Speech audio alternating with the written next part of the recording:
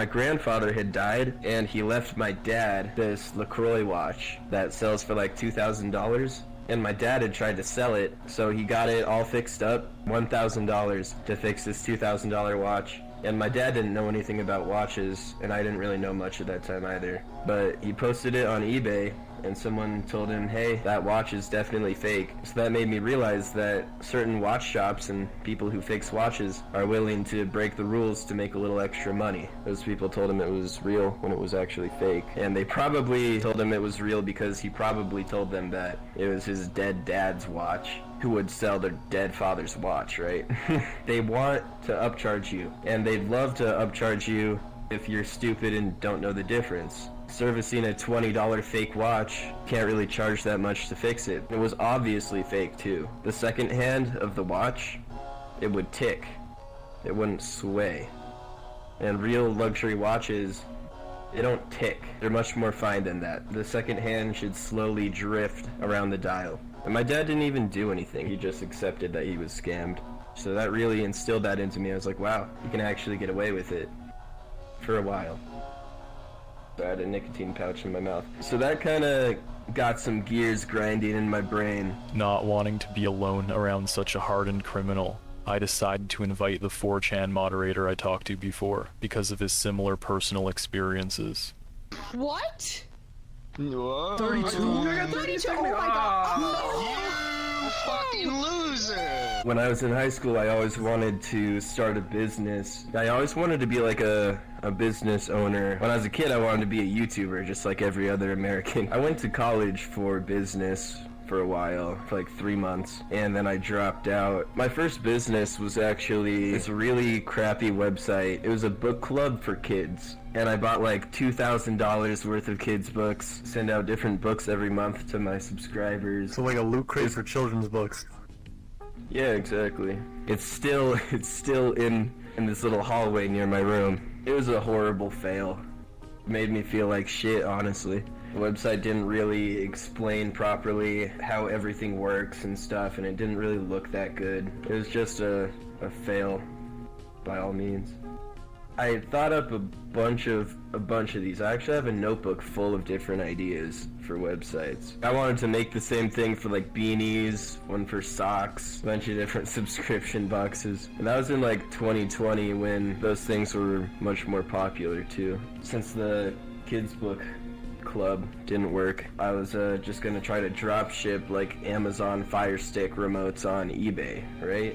So I made this post on eBay. I ended up selling like 300 Fire Stick remotes on eBay. It turns out on eBay you have to have proof that you're able to ship the products. They're not going to send you the money that you earned until you can prove that you actually have the product and you can ship it out and stuff. So what ended up happening was I just couldn't get that money to drop ship the remotes. 90% of the people who bought an Amazon Fire Stick remote from me, 90% of them ended up getting refunds because eBay will send out an email to you asking you to claim your refund. They don't send it out automatically. 3 months after that, I was just playing PUBG and I checked my bank account. I was broke at the time and I just had $700 in my bank account. And I looked and I was like, oh, it's from eBay. And I was pretty shocked. It doesn't send the refund automatically. It was like an opt-in sort of thing. So everyone who didn't sign up for that was not given a refund, and then that was what you gained on your account? I think so.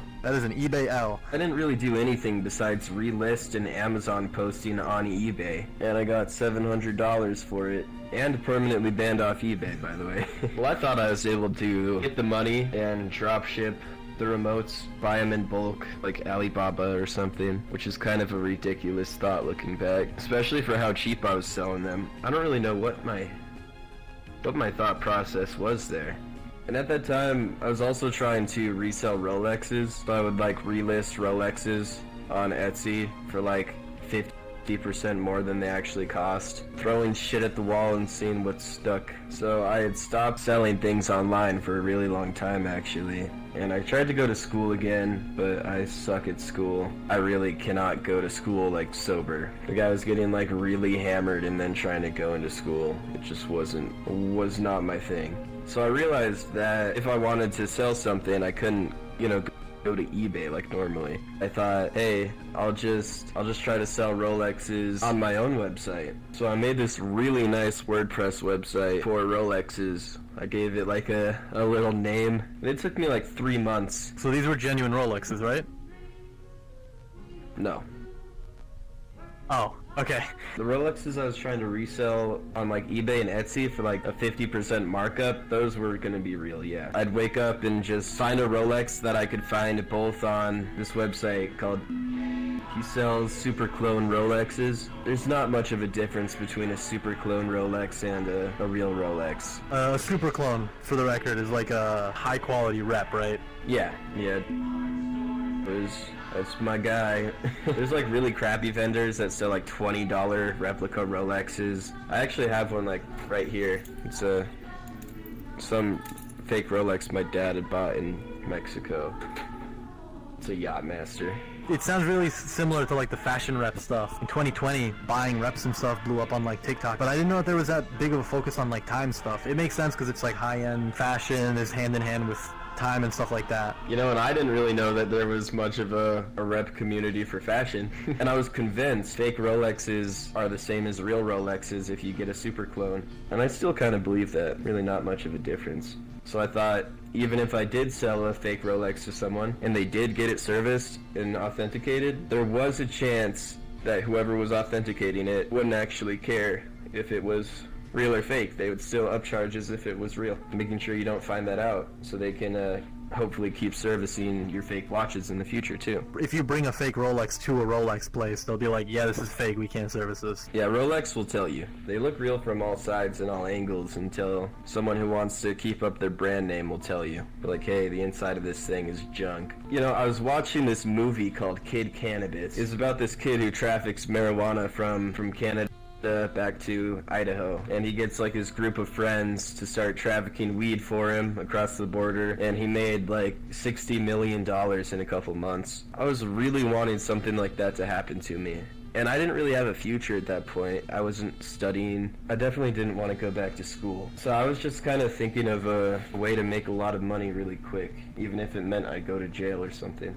And I always liked to think of myself as some kind of movie character, the main character, of course. I would watch the same movies over and over and over again while I was developing these sites, Wolf of Wall Street, Catch Me If You Can, War Dogs, and Lord of War, especially Kid Cannabis, just because it gave me this feeling that I was doing something cool or I was on the brink of making it rich. At first, I didn't even really know what I was doing, and I bought the website and the domain and the hosting and the whois protection. I had a little bit of money, so I definitely spent that $700 already by that point. You know what, actually? I overdrafted my account a bunch of times. That was how I paid for that. So I listed a little over 100 watches. So Google, if you want to advertise something, they'll let you spend $300 to $500 of Google ad credit before they'll actually charge your account. And how that works is they'll charge you either A, at the end of the month, or B, when you pass that threshold. So I knew I had a month to spend like $10 each day on advertising to try to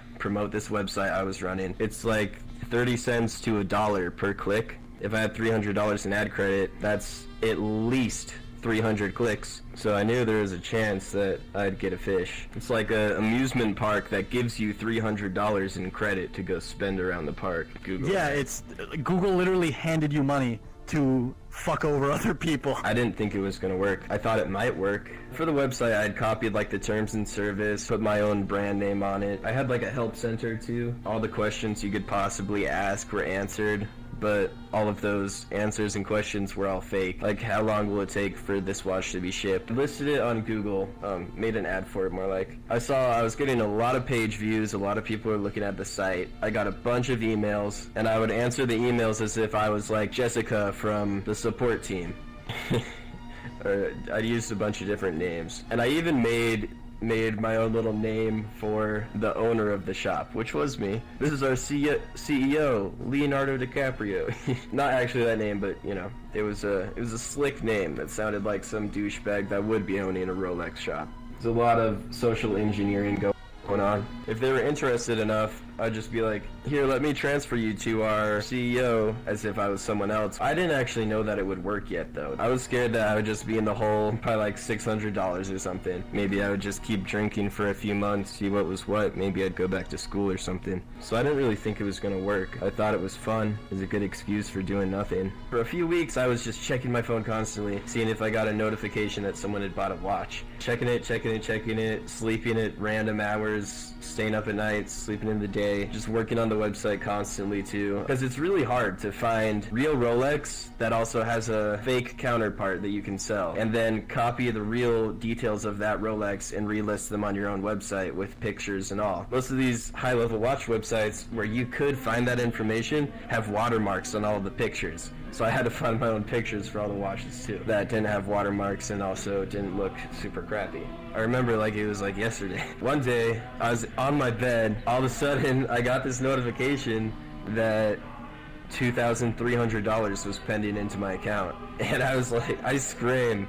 I was so fucking happy. I remember I screamed like the first time I ever made it into Gold Nova in CSGO. I was so happy I couldn't believe it. The first sale I ever got, when he got the watch, he came to me and he said, hey, I got this watch checked at a store and they told me it was fake. He charged back the money. A week later, he sent me another email saying, hey, that watch shop that told me it was fake is like total BS. I went to a new one and this new one told me that it was real. I forgot how exactly I responded to that, but that did confirm a few suspicions I had about the Rolex industry. He let the dispute go in my favor, so I got the money again. I was proud of what I had done. I felt a lot of self-worth. I felt like, wow, I could actually do this. I'm not just a fucking loser. Like I could actually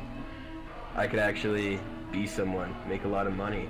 My parents did wonder how I got so much money out of nowhere because I didn't have a job and I wasn't studying or doing anything important as far as they knew. I told them I was making websites. I think they thought it was possible. I think they just hoped for the best. I'd get on VRChat. You ever played on the chess server here? So you know how there's that little coin that you can flip, right? I'd ask random people. I wouldn't tell them what I was doing, but I'd make this little bet in my head. And I'd say, okay, I'm gonna be blue. I'd flip a coin, and if it landed on blue, then they didn't get any money. But if it landed on the opposite side that I had mentally chosen, I'd send them money on Cash App or Venmo.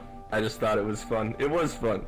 There's actually this one guy that really connected with me. I don't have a lot of friends, so he stuck around and he'd watch movies with me and play chess and talk to me a lot. I'd send him money for like food and stuff because he didn't have a job and he didn't want a job. One of those guys that kind of just does nothing but is a nice person to talk to.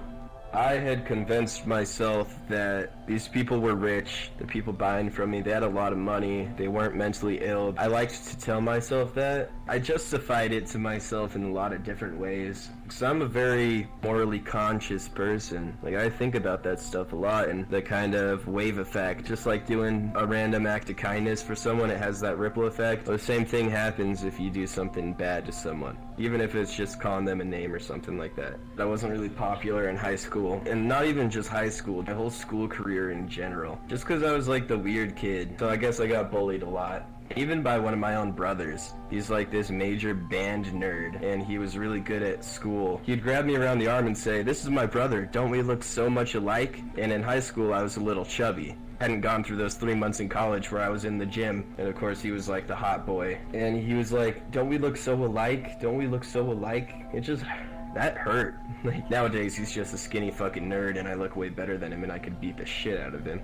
He was always telling me, I'm gonna be rich as fuck. He went to college for like chemical engineering. He dropped out. Now all the time I hear him playing the same games I play, except the difference between me and him is that I don't slam my keyboard every time I lose. Now he's just angry at the world. So I justify it in all kinds of ways. I was treated bad, or I don't have a future. The people I'm doing it to need to learn a lesson in online safety or not buying things with a debit card. What instrument did he play? He played the fucking clarinet. Okay, I was waiting for the lamest fucking thing. Yeah, thank you. God, I hate him.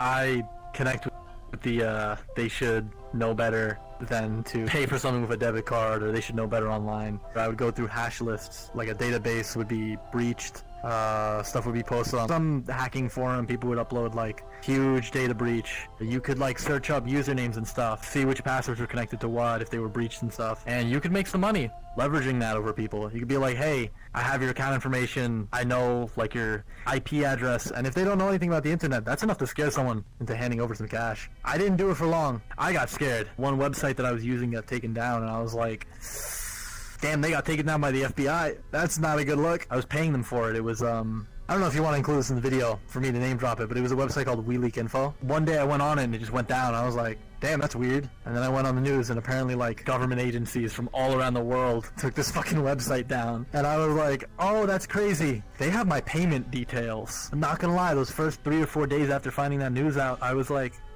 this is it. So I'm gonna get a knock at the door, and I'm gonna be gone.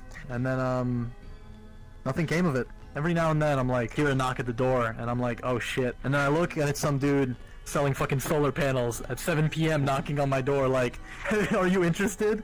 No, I'm not interested. Please leave. You gave me a panic attack. Bro, I relate to that so much. The paranoia that it's gonna, one day you're gonna get that knock on the door. Every time my phone goes off, I swear to God, I'm afraid of my phone notifications still. Cause it's either gonna be a chargeback, payment dispute, you fucking stole money from me, I'm gonna call the cops. Even though it's just a text from your mom asking if you want pepperoni on your pizza or not. Oh my God, I'm still worrying about terrifying. this day.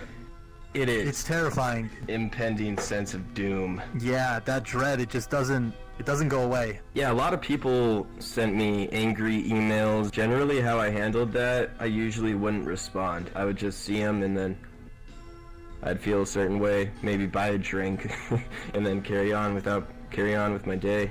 Ever since that happened, I've kind of been like helping my friends whenever something would come up. And I would show them, I would search up their email address and I'd be like, yo, look at this. And they'd be like, oh my God, you have my like Club Penguin account from like 2006. I never felt safe. I still don't feel safe. I kept having these moments where I kind of like stepped out of myself and looked at the situation. I was like, wow, you're really messing up here. You gotta figure something out and like actually give the world value. Because what I wanted was money and kind of like a thrill. And I think a better way to find that is by switching what you're grinding on. So one day I was asking one of my friends that I played PUBG with, he was a web developer, and he was telling me, yeah, just go on Free Code Camp and you can get certified. I'm doing their new responsive web development course, but you can get certified in all kinds of things. All those things kind of influenced me to kind of change it up.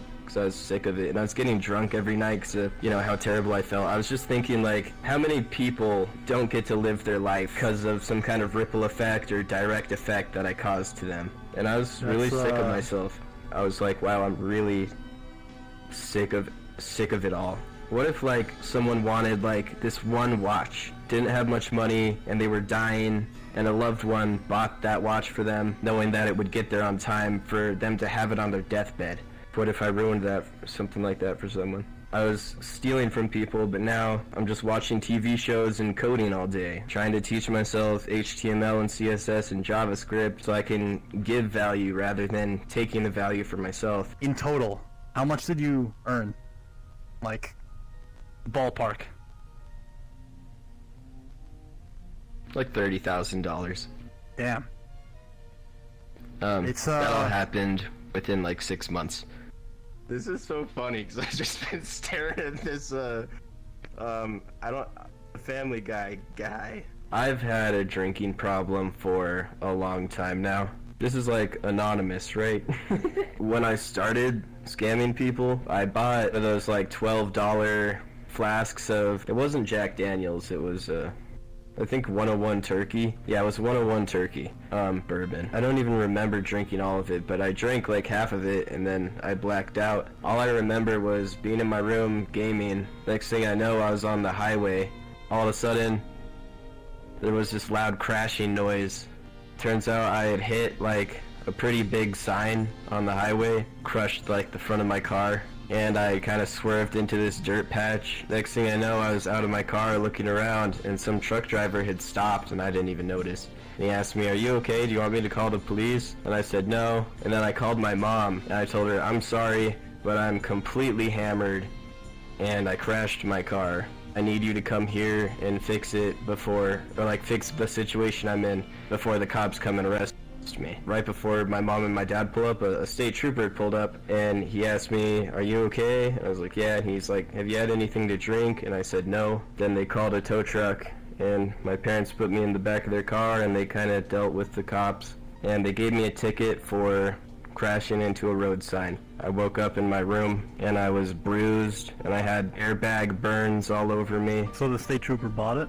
I don't think he bought it. I think he gave me a break. I forgot what I said, but he said, "This happens to me all the time." Oh God. I didn't say that. I'm happy to hear that you made it through that.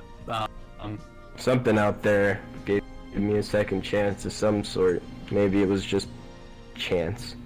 The best tips you could possibly ever give your viewers: if you see a deal that looks too good to be true, or even just really, really good, it could be a scam. Check your sources just like you do in high school. Tell yourself, I gotta have one reliable source that says that this place will give me what I bought. And not just testimonials on their website. Trust me, I have pages of testimonials that are all fake. I stole them from another website that sells the same stuff that I sell. I was selling, you know. Anyone can write up a bunch of testimonials, take a bunch of pictures from LinkedIn and upload them. You know, there's a few testimonials that are always displayed with some smart-looking dude's face on it. Thanks for giving me a chance to, like, maybe, you know, have a positive effect, just by the way. I'm studying web development right now. My kind of end goal is to be a good version of those database leakers, which is just hacking. If you could tell everybody in the world one thing, what would it be? Do it right.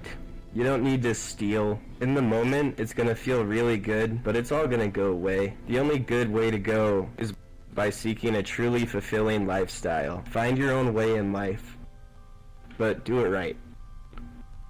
Once I put on the headset, I completely forget about what time it is. You saying it is 5 a.m. just made me realize that it's 5 a.m. for me too. Fuck. I was still clinging on to the vague idea that it's like 2:30 and I'm gonna get a nice sleep, but... Yeah, it's part of the experience, to be honest. It's like going to Waffle House. You don't go there for the food, you go there to see the fights. Damn it, I thought that was weak. I'm gonna be. You're fucking clown. Why is it always in my periphery? Like, you never bring it out when I'm, like, actively aware of it. My boy, Moxie. Welcome to the Kmart. Okay, so here's the thing. I clicked switch, and my game's been broken for the past few days, and it takes literally like 30 minutes to switch between things. So I'm not switching back. You're gonna change. It'll just happen. Like Between puberty. this and the lore that your headset is held together by tape. Oh, there we go. Oh, there it is. My headset is held together with tape. You guys look at YouTube Shorts. It fucking algorithms hard you into weird places. And one of the places that I am currently in, actual fucking gangsters just fucking showing off their like Glock switches. And then there's also just like actual footage of these guys drive-bys. It's a trend. And you it's do a fucking trend. nothing about it. You can buy the parts and put it together, and it'll be an unregistered Glock. And people why do you know one of the trends on this thing YouTube Shorts. is people are like, just got my Polymer 80, and then they show off their fucking build with their P80. This, I just 3D printed this, and it's like an open AR-15, and he drops the lightning link into it, closes it up, and then he just mag dumps. And it's just like full auto, and I'm just like, how the fuck did I end up here? They're literally telling the internet, the world, hey, Yes. I'm doing illegal shit, come arrest me. Well, that's the gangster thing to do. Yeah, that's, I mean, you're right. You're